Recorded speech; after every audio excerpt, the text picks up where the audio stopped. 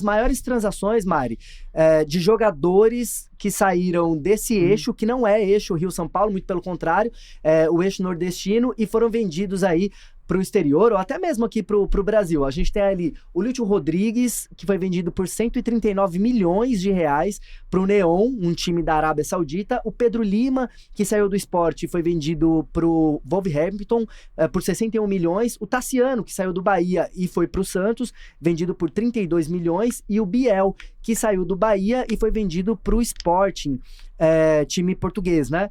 48 milhões de reais. Mas a gente vê esses investimentos, Mari, mas na tabela não é o que a gente tem visto, né? A gente tem visto esses times lutando para não cair, né?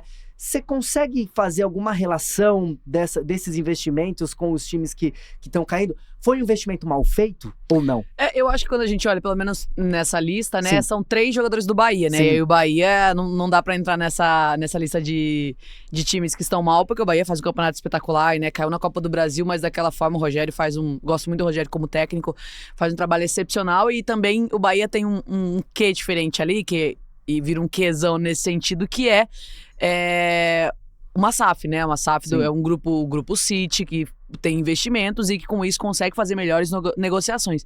Por quê? A gente tem prós e contras de uma SAF ou não, mas quando a gente vê uma SAF entrando num time, só para entrar num parênteses para entender meu raciocínio, a gente vê investidores, empresários cuidando do time. Então não necessariamente esse cara torce pro Bahia, não necessariamente ele torce pro Vitória, torce pro Sport, enfim, torce pro Ceará, mas ele é um empresário, ele quer que dê certo o projeto que ele tá tomando conta ali. E aí eu acho que isso faz toda a diferença no time, porque não necessariamente ele ama aquele time, mas ele quer que ele continue dando certo e principalmente dando lucro, que eu acho que é o que o Bahia tá fazendo isso e fazendo muito bem feito.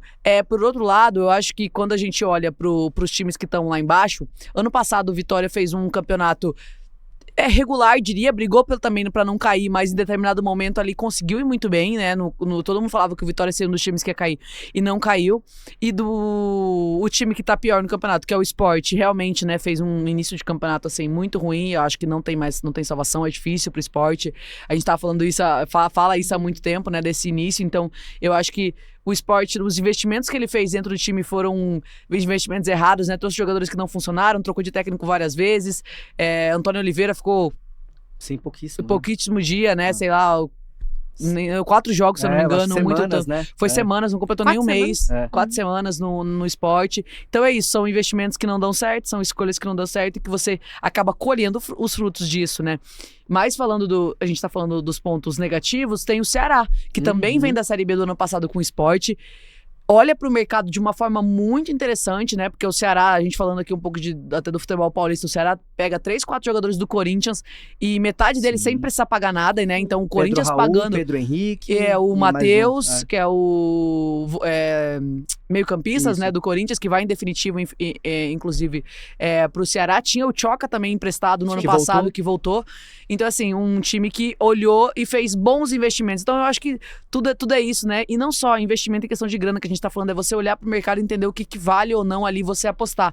Vale ou não eu pagar o salário de tal jogador? Vale ou não eu pedir ele emprestado? Porque às vezes eu não vou usar ele pra nada. Então, eu acho que o Sport fez isso de forma ruim, né? Não funcionou. E o Ceará já fez isso de uma forma muito positiva. E quando a gente olha pro Fortaleza, pra mim, é a maior decepção do campeonato, porque também o Fortaleza tava numa final de Sul-Americana anos atrás, estava disputando Libertadores, tinha um elenco na mão do Vojvoda, que era um elenco que chegou em semifinais, em finais, campeão do Nordeste, campeão cearense, Sul-Americana, e que nas últimas 2 temporadas perdeu o título cearense pro Vozão, e o Vozão daquela forma, né, era os trancos e barrancos, pela torcida, conseguiu vencer 2 campeonatos cearenses. Isso não deveria acontecer. Se a gente for pensar, se a gente olhar pro futebol como um negócio, né? Se você olhar pro time mais estruturado. Mas futebol é futebol, e aí acaba que às vezes o time que tem menos dinheiro, menos investimento, consegue na final bater o seu rival. E o Fortaleza agora muda de técnico mais uma vez, né? Porque trouxe o Renato Paiva e não deu certo. Muda de técnico e agora vence. É uma situação difícil, mas assim, ainda dá. Olhando pra tabela, olhando pros times que estão acima tá muito próximo. O Santos tá muito próximo, o Vitória tá muito próximo, o Vasco tá próximo. Tem até o Atlético Mineiro também, que tá meio mal no campeonato. O Grêmio, que ainda não saiu daquele limbo. Uma vitória pode mudar tudo. Exato. Se ele emenda, sei lá, 2 vitórias e um empate, né? Eu acho que o Fortaleza pode sair dessa, mas é isso. Vai precisar jogar mais do que tá jogando.